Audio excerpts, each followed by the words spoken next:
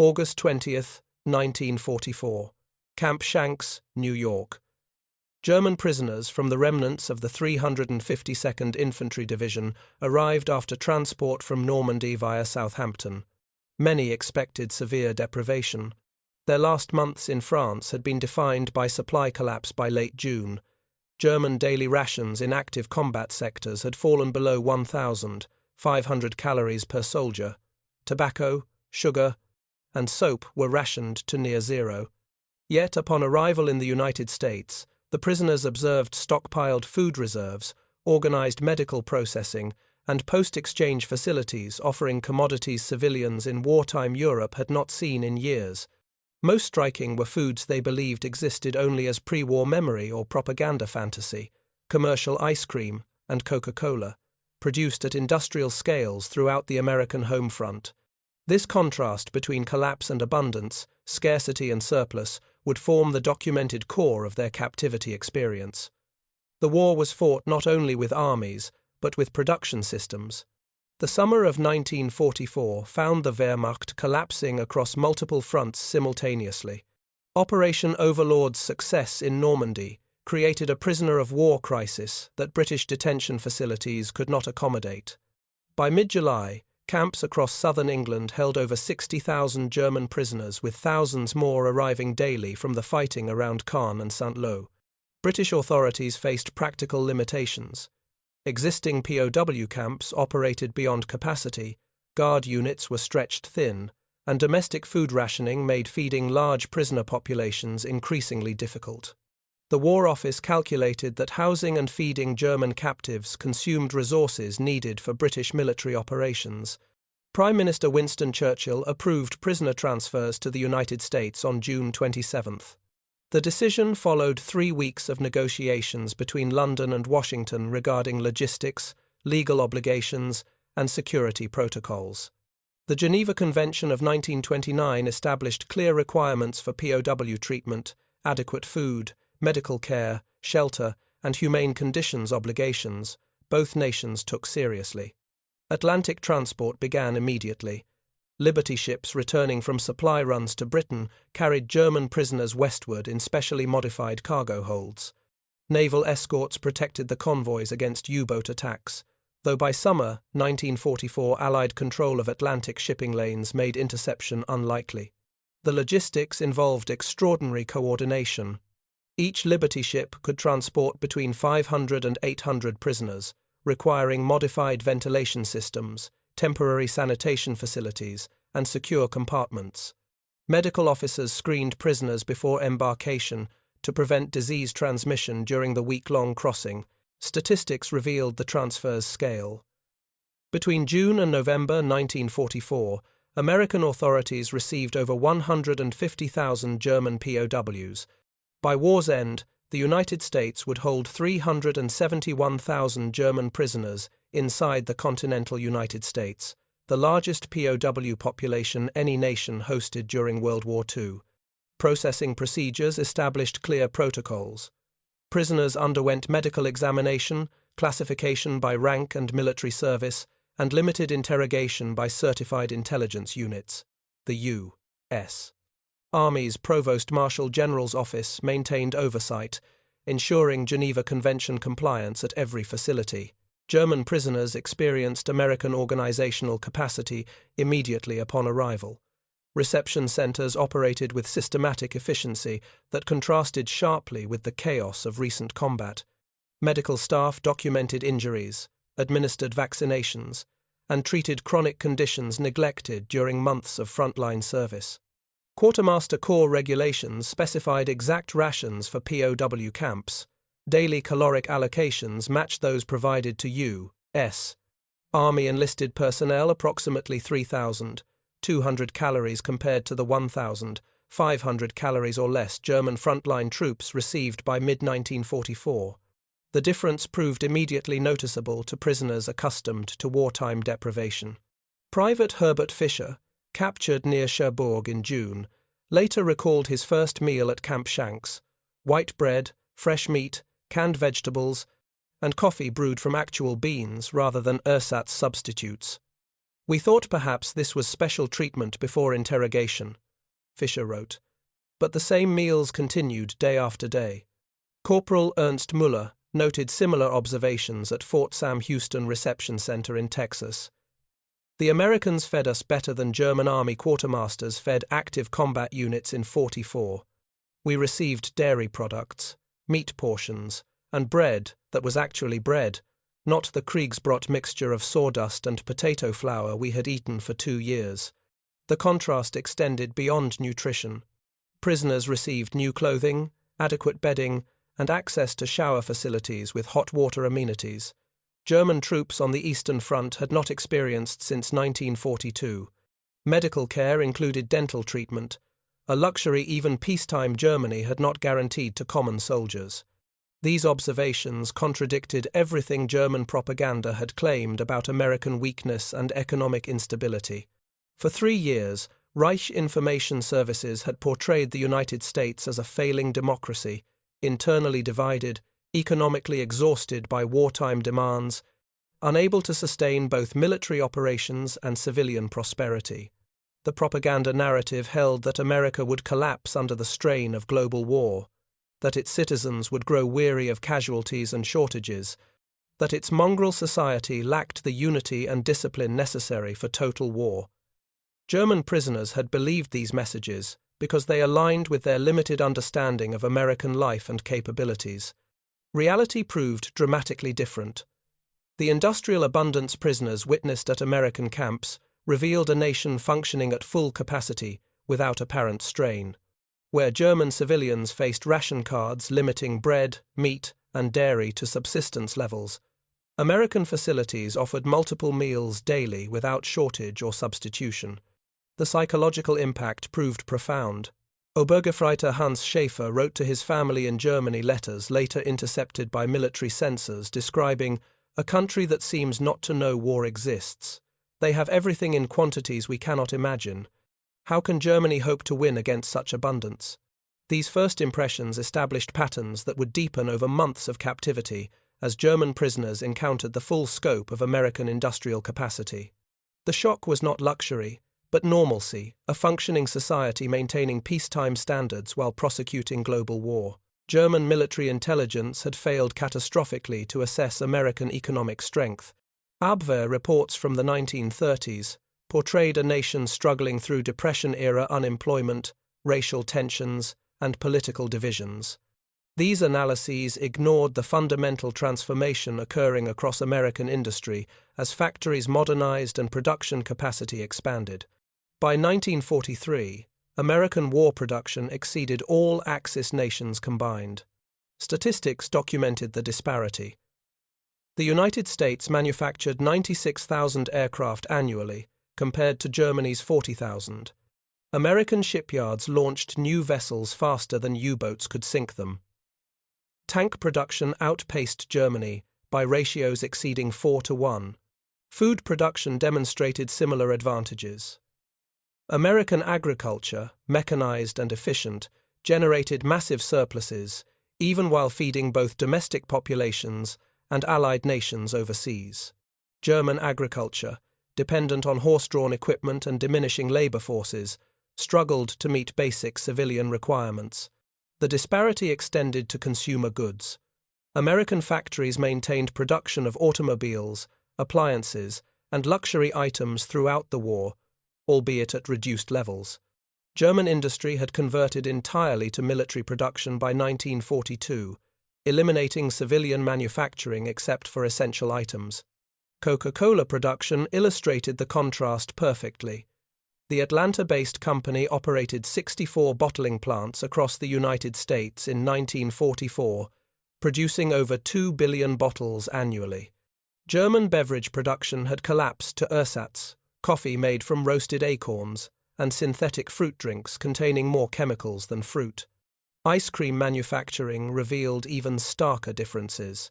American dairy cooperatives produced over 1.5 billion gallons of ice cream during 1944 despite wartime sugar rationing. German civilians had not seen commercial ice cream since 1939, when dairy rationing began restricting milk to essential uses. These production figures resulted from fundamental economic differences. American industry benefited from abundant raw materials, reliable energy supplies, intact infrastructure, and a workforce expanded by women entering factories. German industry faced chronic shortages of petroleum, strategic metals, and skilled workers, while Allied bombing systematically destroyed transportation networks and manufacturing facilities. The prisoners who arrived at American camps carried memories of this scarcity. Years of rationing had eliminated foods, once considered ordinary. Sugar existed only as a monthly ration of 250 grams per person. Butter, cheese, and meat appeared on ration cards, but often remained unavailable at stores. Coffee had become a luxury replaced by roasted grain substitutes that tasted like burned wood. German soldiers received priority rations, yet even frontline troops experienced declining nutrition by 1944. Official Wehrmacht rations specified 3,000 calories daily, but actual distribution rarely met this standard. Combat units in Normandy reported receiving 1,500 calories or less, supplemented only when local foraging proved successful. This context made American abundance incomprehensible to German prisoners. The quantities of food available at POW camps exceeded not just their recent combat experience, but their entire civilian memory. What Americans considered normal wartime meals represented luxury by German standards. The first encounters with American consumer goods occurred at post-exchange canteens, established at POW camps following Geneva Convention guidelines. The 1929 convention required that prisoners receive opportunities to purchase supplemental items using wages earned through approved labor. Camp administrators established PX systems modeled on those serving American military bases. Prisoners received scrip currency paper vouchers equivalent to U.S. dollars, but usable only within camp facilities. Labor assignments paid between 10 and 80 cents daily, depending on skill level and work performed, with officers receiving fixed monthly stipends without labor requirements. The canteen system operated under clear regulations. Prisoners could purchase tobacco, toiletries, writing materials, and approved food items. Prohibited goods included alcohol, weapons, and materials useful for escape attempts. Guards monitored all transactions, though the system functioned primarily through trust and routine rather than constant surveillance. Private Fisher described his first visit to the PX at Camp Aliceville in Alabama. Tables displayed goods we had not seen in 5 years. Real soap, not the synthetic blocks that dissolved immediately. Chocolate bars in sealed wrappers. Cigarettes by the carton. Not the weekly ration of 5 cigarettes German soldiers received. Most remarkable was the availability of Coca-Cola. The distinctive bottles sat in refrigerated coolers, 5 cents each, unlimited quantities. Guards explained the purchase procedure casually, as though access to cold, soft drinks represented normal life rather than extraordinary privilege. Corporal Muller's diary entry from his first PX visit captures the experience. I spent 15 cents one day's wages on 3 bottles of this American drink. The taste was sweet, slightly medicinal, and nothing like any beverage I had known. But the point was not the taste. The point was that such things existed in war, that America could manufacture millions of bottles of unnecessary drink while fighting across 2 oceans. The psychological impact extended beyond immediate pleasure. Coca-Cola represented industrial capacity applied to civilian comfort during total war.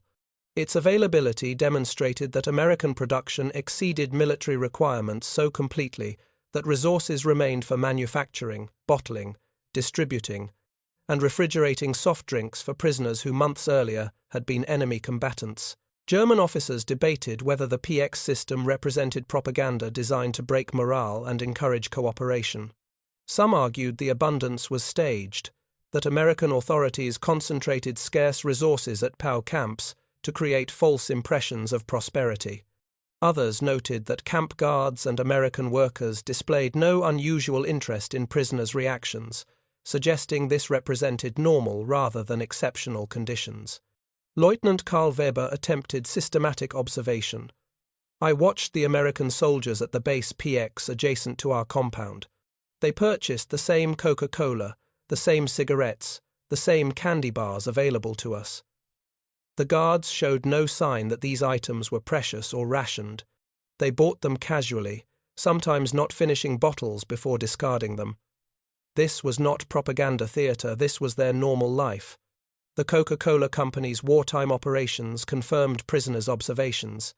In 1941, Company President Robert Woodruff committed that every American serviceman would be able to buy Coca-Cola for 5 cents wherever he served.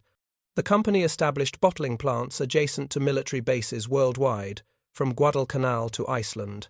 By 1944, Coca-Cola operated 64 bottling plants across the United States, plus another 64 overseas facilities supplying American forces. Total production exceeded 5 billion bottles annually, sufficient to supply every American soldier, sailor, and airman plus civilian populations, and now prisoners of war. The logistics involved extraordinary industrial coordination. Coca-Cola required specific ingredients, including caffeine, phosphoric acid, and the closely guarded secret formula known as Merchandise 7X. Manufacturing involved precision mixing, carbonation under pressure, bottling in standardized glass containers, and refrigerated distribution networks. Maintaining this production during wartime demonstrated American industrial capacity at scales German prisoners found incomprehensible. The resources devoted to manufacturing, transporting, and refrigerating non-essential beverages exceeded the total industrial output of many smaller European nations. Coca-Cola's success reflected broader patterns in American wartime economy. Unlike Germany, which had converted entirely to military production, the United States maintained substantial civilian manufacturing throughout the war. Automobile factories produced tanks while continuing limited car production. Aircraft plants manufactured bombers without eliminating all civilian models. Food processing continued supplying both military and civilian markets. This dual-track economy resulted from fundamental differences in industrial capacity and resource availability. American factories could produce both military equipment and consumer goods because total manufacturing capability exceeded wartime demands. German industry, already operating near maximum capacity before the war, had no surplus capability for non-military production. The contrast became increasingly apparent as German prisoners observed American life through camp perimeters and labor assignments. Where German civilians collected ration cards monthly and queued for limited supplies, American towns displayed shop windows filled with goods. Where German transportation relied on horse-drawn wagons and diminishing fuel supplies, American highways carried endless truck convoys, supplemented by private automobiles. Ice cream provided an even more striking example of American industrial abundance and its psychological impact on German prisoners. The frozen dessert represented not just a food product but a symbol of peacetime normalcy maintained during total war. American ice cream production in 1944 exceeded 1.5 billion gallons, despite wartime sugar rationing. Dairy cooperatives across the Midwest and Northeast operated at near peacetime capacity, processing milk into butter, cheese, and ice cream for both military and civilian markets. The logistics of ice cream production revealed sophisticated industrial systems German prisoners had never encountered. Mechanical refrigeration allowed year-round manufacturing and distribution. Electric freezers maintained consistent temperatures throughout production and storage. Refrigerated trucks transported finished products to retail locations and military facilities, including POW camps. At Camp Concordia in Kansas, German prisoners first encountered American-style ice cream service. The camp mess hall offered ice cream twice weekly as dessert following regular meals. Prisoners received standard portions, served with metal scoops from large containers, not as special treats, but as routine menu items. Private Fisher later recalled the experience. The American mess sergeant served the frozen dessert as though it were normal food, like bread or potatoes. No ceremony, no explanation, just another item on the meal schedule. This casualness proved more impressive than the ice cream itself. Americans considered frozen desserts normal even in wartime. The taste startled prisoners accustomed to wartime substitutes: real milk, real sugar, real vanilla ingredients that existed only in German pre-war memories. The texture remained consistently smooth rather than icy, evidence of proper manufacturing process and continuous refrigeration from factory to serving. Corporal Muller noted in his diary, "Ice cream in August in Kansas represents American power more clearly than bomber formations or tank divisions. Germany cannot manufacture this. We lack the milk surplus, the sugar, the refrigeration capacity, the fuel for freezers, and most importantly the industrial abundance that allows such production during war. How can we win against a nation that feeds prisoners frozen desserts?" American dairy production justified this abundance. Midwestern farms operated with high mechanization, using tractors, milking machines, and modern breeding practices that produced yields impossible in Europe. A single American dairy farm often generated more milk than entire German villages. The numbers documented this disparity. American cows averaged 4,600 pounds of milk annually, compared to 2,800 pounds for German cattle. American farms used concentrated feeds, scientific breeding, and efficient management. German farms relied on traditional methods, with diminishing effectiveness as the war consumed resources. Refrigeration infrastructure proved equally important. American households owned over 40 million electric refrigerators by 1944, creating a cold chain from production to consumption. German civilians used iceboxes or root cellars adequate for preservation but incapable of maintaining frozen products. Industrial ice cream production required specialized equipment, pasteurization plants, homogenizers, continuous freezers, hardening rooms, and refrigerated storage facilities. American dairy cooperatives possessed this infrastructure in abundance. German dairy industry had never developed equivalent systems even before the war. The psychological impact of ice cream availability extended beyond simple surprise. German prisoners recognized that manufacturing and distributing frozen desserts to POW camps required industrial capacity, energy resources, and transportation systems operating without constraint. This abundance contradicted fundamental German assumptions about American economic limitations. Lieutenant Weber attempted calculations based on his observations. If America can spare milk, sugar, refrigeration, and transportation for ice cream at prisoner camps, what quantities must they allocate to their own military? And if military needs are met while producing surplus frozen desserts, what total capacity does their industry possess? The answer, documented in American production statistics, revealed staggering disparities. U.S. dairy production in 1944 exceeded 120 billion pounds of milk annually, sufficient to supply military forces, civilian populations, allied nations under Lend-Lease, and still generate surpluses for luxury items like ice cream. German dairy production, by contrast, had collapsed to approximately 18 billion pounds annually, despite similar agricultural capacity before the war.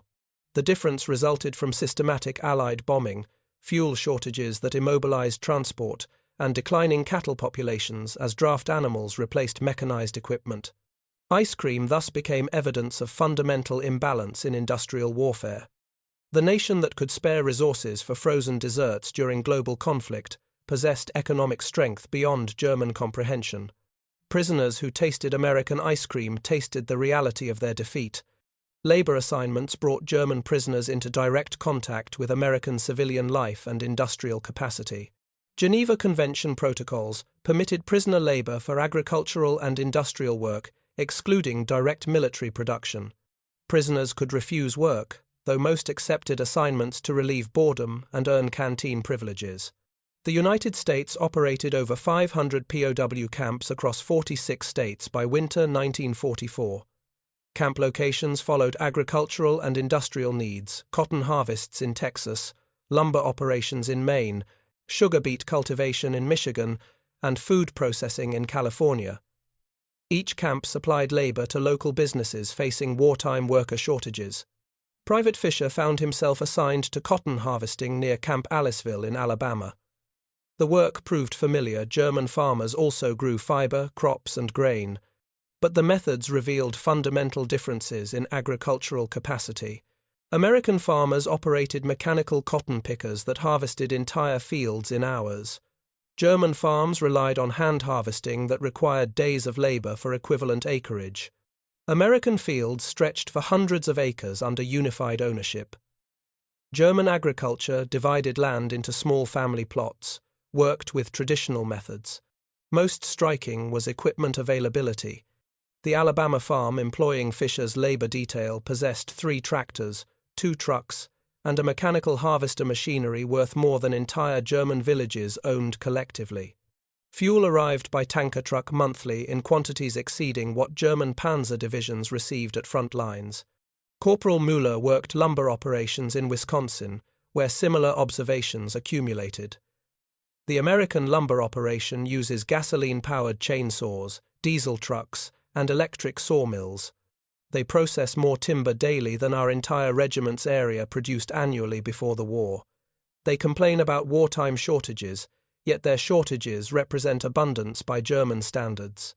Prisoners assigned to agricultural work witnessed American food production at scales impossible in Europe. Kansas wheat fields measured sections square miles rather than the hectares typical of German farms.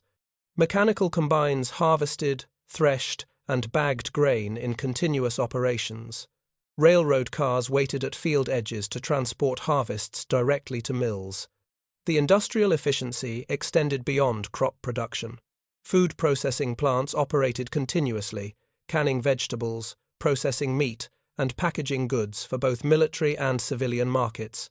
Where German food processing relied on small-scale operations, American plants functioned as factories with assembly line efficiency.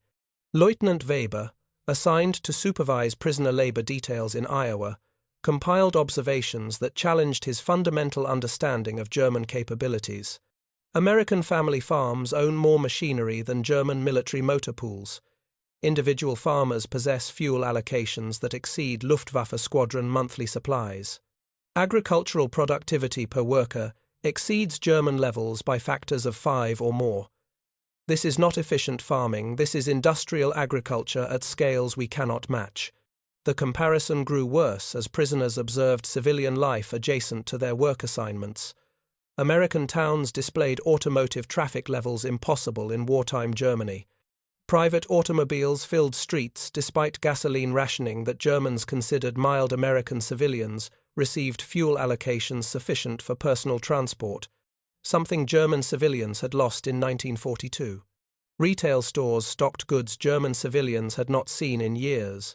Clothing, household items, tools, and consumer products filled shelves without empty gaps. Lines formed occasionally but moved quickly, unlike the hours-long queues for rationed goods in German cities. Prisoner observations revealed that American wartime rationing remained less severe than German peacetime distribution. Coffee faced the strictest restrictions at £1 per person every 5 weeks, a ration that exceeded what most German civilians could obtain. Sugar rationing allowed approximately £1/2 weekly, double the German allocation. These discoveries accumulated as prisoners worked across American agriculture and industry through 1944 and into 45. Each observation reinforced the fundamental reality. America waged global war while maintaining living standards that exceeded German peacetime prosperity. The implications transcended immediate material comparisons. German prisoners recognized that industrial capacity determined military outcomes as completely as tactical skill or strategic planning. A nation that could spare fuel for civilian automobiles and resources for ice cream production possessed economic strength that military force alone could not overcome. Private Fisher wrote in a letter intercepted by censors, "We lost this war before the first shot was fired. We lost it in factories, on farms, and at power plants. Germany cannot match American production. I understand now why our officers stopped talking about final victory after Stalingrad. They must have known what I now know: industrial warfare rewards the nation with greater capacity, and we never had a chance." Systematic documentation of American productive capacity occurred through official channels and prisoner observation. The U.S. Office of War Mobilization tracked production statistics that German intelligence had either underestimated or ignored completely. Steel production illustrated the disparity. American mills produced over 80 million tons of steel annually by 1944, compared to Germany's 28 million tons. This advantage translated directly into military hardware, more ships, tanks, artillery pieces, and weapons than Germany could manufacture with 3 years' production. The aircraft production gap proved equally decisive. American factories completed 96,000 aircraft during 1944 alone: B-17 bombers, P-51 fighters, C-47 transports, and training aircraft in quantities that replaced losses and expanded operational strength simultaneously. German production peaked at 40,000 aircraft annually, despite desperate efforts to increase output. Shipbuilding demonstrated industrial advantages most dramatically. American shipyards launched 1 Liberty ship per day by 1943, producing standard cargo vessels faster than U-boats could sink them. Peak production saw Liberty ships completed in fewer than 5 days from keel laying to launch. German shipyards required months to build equivalent vessels when materials and labor allowed production at all. The numbers documented systemic advantages. America outproduced Germany by ratios of 5-to-1 in steel, 7-to-1 in vehicles, 4-to-1 in aircraft, and 10-to-1 in shipping tonnage. These disparities occurred while American factories maintained substantial civilian production, the dual-track economy that German industry could not match. Prisoner labor reports provided ground-level evidence supporting production statistics. Germans working at American facilities observed machinery, raw materials, and production volumes that exceeded their pre-war experience in German industry. Obergefreiter Hans Schäfer, assigned to a steel mill in Pennsylvania, wrote extensive letters describing American industrial methods. The mill operates continuously, 3 shifts per day, 7 days weekly. Blast furnaces never cool. Electric power arrives without interruption. Raw materials appear from endless rail cars. The volume of steel produced here exceeds what all Ruhr Valley mills combined manufactured before the war. Similar observations came from prisoners working at automotive plants converted to military production. They build tanks on assembly lines like automobiles, reported Corporal Müller. Workers specialize in single tasks repeated hundreds of times daily. Components arrive from distant factories, assembled here into finished vehicles. Daily production exceeds what German factories achieve monthly. The industrial efficiency resulted from decades of manufacturing development that Germany had never matched. American assembly line methods, pioneered in automobile production, adapted perfectly to military manufacturing. Standardized components, specialized tools, and systematic workflow created production volumes impossible with traditional craft methods. Quality control maintained consistent standards across massive production runs. American manufactured equipment showed remarkable uniformity, parts interchanged between units. Maintenance procedures remained identical across thousands of vehicles, and replacement components fit without custom modification. German equipment, manufactured in smaller facilities with less standardization, required skilled technicians to adapt parts and repair systems. The workforce advantages compounded industrial capacity. American factories employed millions of women who entered manufacturing during wartime labor shortages. German industry resisted similar mobilization until too late, maintaining traditional gender roles while facing critical worker shortages. African American workers, barred from many industries before the war, found manufacturing employment that expanded production capacity. Despite facing continued discrimination, their labor contributions proved essential to American war production. German racial policies, by contrast, eliminated potential workers and consumed resources in systematic genocide that weakened rather than strengthened the Reich. American industrial infrastructure benefited from geographic protection. Allied bombing never threatened production facilities on American territory. Factories operated at maximum efficiency without air raid interruptions, blackout restrictions, or bomb damage repairs. German industry faced constant Allied bombing that destroyed facilities faster than reconstruction could proceed. Transportation networks remained intact and expanded during American wartime production.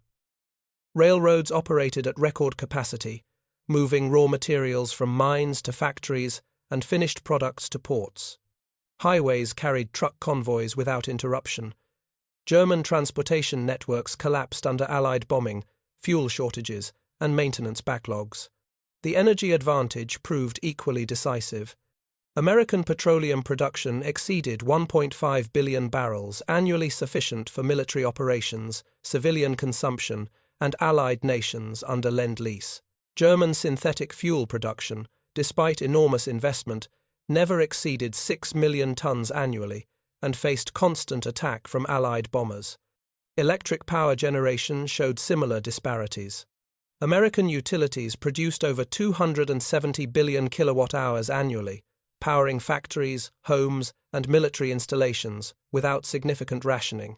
German power generation struggled to meet industrial demands, while Allied bombing systematically destroyed generating capacity. These advantages accumulated into overwhelming superiority. American industrial capacity exceeded German production in every category, while maintaining higher quality standards, better standardization, and more reliable delivery schedules.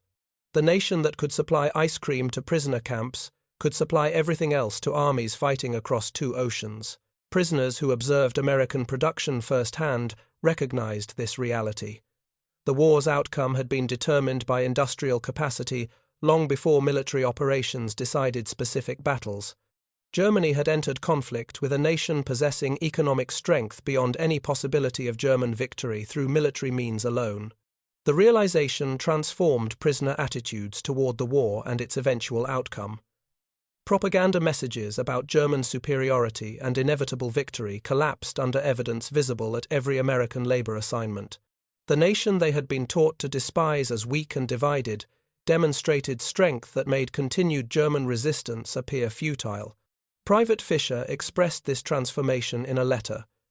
America wins wars the way it makes automobiles through systems, organization, and unlimited production. We brought soldiers and tactics. They brought factories and assembly lines. There was never any contest. The transformation in German prisoner attitudes occurred gradually but fundamentally over months of captivity. Men who arrived expecting harsh treatment and privation encountered abundance that contradicted years of propaganda and challenged their understanding of German capabilities. Psychological transition manifested in multiple ways, documented by camp administrators, intelligence officers, and prisoners' own writings. The initial shock of adequate food and housing evolved into deeper recognition of systemic German failures. Lieutenant Weber described this progression in diary entries, spanning his captivity from August 1944 through February 45.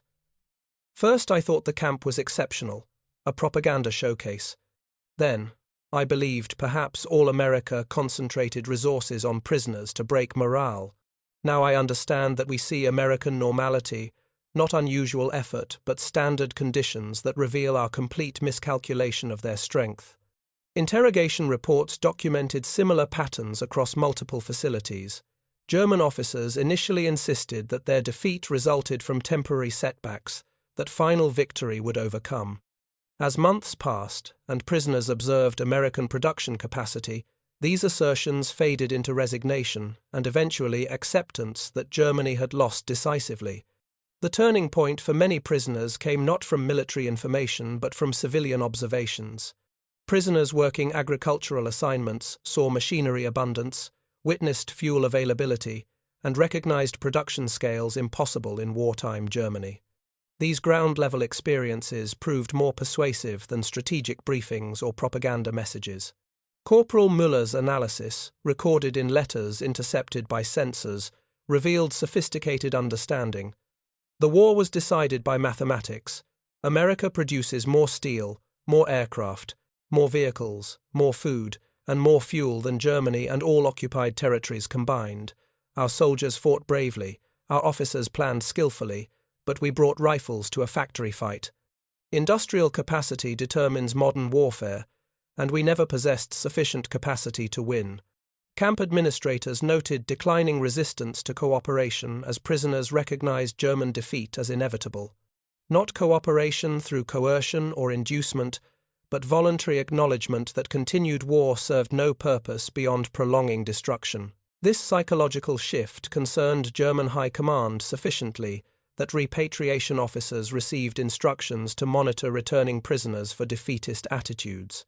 The concern proved justified. Prisoners who had observed American production returned to Germany, understanding that further resistance would only multiply casualties without changing outcomes.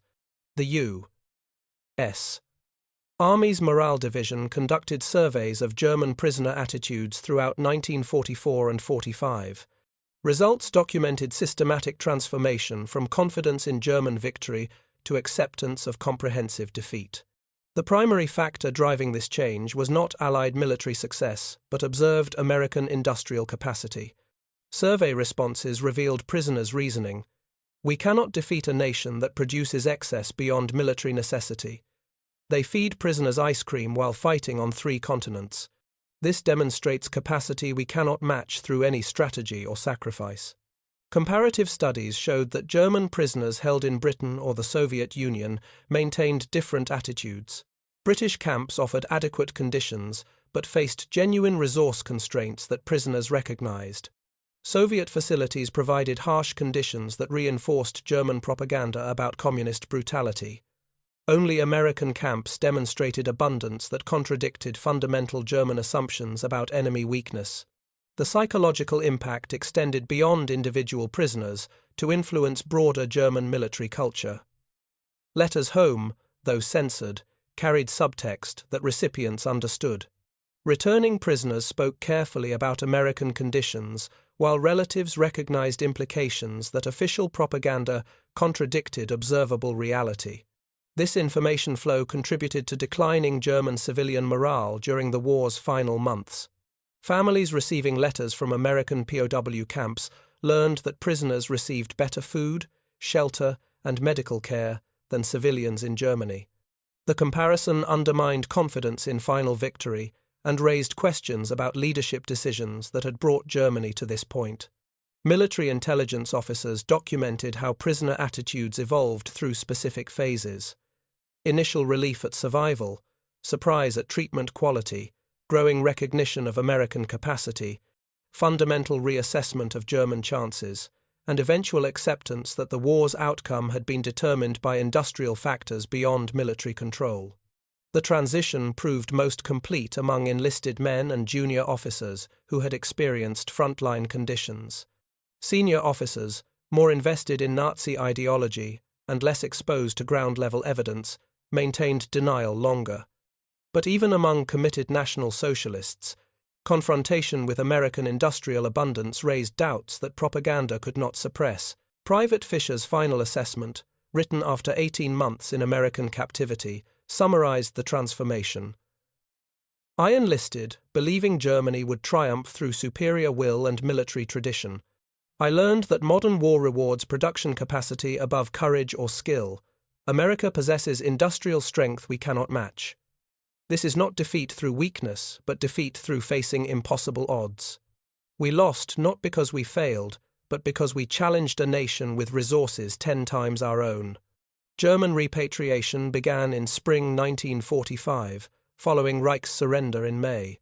The process extended through 1946, as American authorities processed over 370,000 German prisoners for return transport. Each prisoner underwent medical screening, denazification interviews, and clearance procedures before Atlantic crossing. The return journey proved less hurried than westward transport during the war. Liberty ships converted to passenger configuration carried prisoners back to European ports, primarily Bremen and Hamburg. The voyages required approximately 2 weeks, during which prisoners received final briefings about conditions in occupied Germany. Arrival confronted returning prisoners with devastation incomprehensible from American captivity. German cities lay in ruins, infrastructure collapsed, transportation paralyzed, and food supplies barely adequate for survival. The contrast with American conditions proved overwhelming. Private Fisher described his return to Munich in a letter written years later. "The city I left in 1942 no longer existed. Rubble stretched for kilometers. People lived in basements and shelters. Food came from military rations when available. We received 1,200 calories daily, less than prisoners in America ate. Seeing this destruction after 18 months of American abundance made clear how completely we had lost. Repatriated prisoners brought observations that influenced post-war German understanding of their defeat. Veterans who had witnessed American production capacity explained Germany's loss through industrial comparison rather than military failure. This perspective helped German society process defeat and accept occupation conditions. The psychological adjustment required confronting uncomfortable truths. Germany had initiated aggressive war based on fundamental miscalculations about enemy capabilities. Years of propaganda had portrayed the United States as weak and divided, incapable of sustained military effort, economically unstable, and socially fragmented. Prisoners who had observed American reality recognized these claims as complete fabrications. Corporal Müller's post-war statement captured this recognition. We believed lies because we wanted to believe them. We thought American society would collapse under war's strain. Instead, we learned that free societies, given adequate resources, can outproduce authoritarian systems through superior organization and willing participation. This lesson came too late to change the war's outcome, but proved essential for understanding our defeat. Allied occupation authorities recognized that repatriated prisoners possessed valuable perspective on American capabilities and German failures. Intelligence officers conducted extensive interviews designed to understand how German military culture had so completely misassessed enemy strength. Interview transcripts revealed systematic intelligence failures at every level. German strategic planning had relied on outdated economic data from the Depression era, ignored American industrial expansion during the 1930s, and dismissed evidence of productive capacity as propaganda exaggeration. Tactical intelligence proved equally flawed. German commanders consistently underestimated Allied equipment quantities, replacement rates, and supply system efficiency. Field reports documenting American material superiority were often dismissed as defeatist exaggeration rather than analyzed as evidence of systemic disadvantages. Lieutenant Weber's post-war analysis, included in occupation authority records, provided detailed comparison. German intelligence services failed to understand modern industrial warfare. We assessed American society through European frameworks that did not apply. We missed that their economy operated at scales and efficiency levels we never achieved even in peacetime. This failure of understanding doomed our war effort from the beginning. The recognition that industrial capacity determined modern warfare's outcome influenced German post-war development profoundly. West German leaders who rebuilt their nation during the 1950s emphasized economic reconstruction, industrial modernization, and integration with Western economies rather than military revanchism. Former prisoners contributed to this transformation. Men who had observed American production methods, witnessed efficient organization, and experienced systematic administration brought these lessons home. They entered German industries, businesses, and government services, applying principles learned through observation during captivity. The Federal Republic's Wirtschaftswunder economic miracle of the 1950s reflected lessons learned from defeat. German industry adopted American production methods, standardization practices, and quality control systems. The Marshall Plan provided resources, but former prisoners provided knowledge about how modern economies functioned at scale. Private Fischer became an engineer in post-war Germany, working for automotive manufacturers rebuilding German industry. His application explicitly referenced experience observing American manufacturing during POW captivity. I learned more about efficient production in 18 months watching American factories than 4 years at German technical school, he wrote. Modern industry requires systematic organization, continuous operation, and standardized processes, all principles America demonstrated while we clung to craft traditions. Political implications proved equally significant. German prisoners who had experienced democratic society functioning effectively during total war returned skeptical of authoritarian alternatives. American camps had operated through clear regulations, fair administration, and respect for established procedures, principles that impressed men raised under Nazi arbitrariness. Surveys of repatriated prisoners showed higher support for democratic government and Western integration than general German population. Men who had witnessed free society outperforming dictatorship through superior organization became advocates for democratic reconstruction. This attitude shift contributed to West Germany's rapid democratization and Western alignment. Former prisoners became voters, civic leaders, and government officials who remembered that the nation that fed them ice cream had also demonstrated that freedom and efficiency were compatible, that democratic societies could organize effectively, and that prosperity resulted from participation rather than coercion. The long-term outcomes extended beyond individual prisoners to influence German collective memory of the war. Post-war German society confronted difficult questions about how their nation had started and lost such a catastrophic conflict.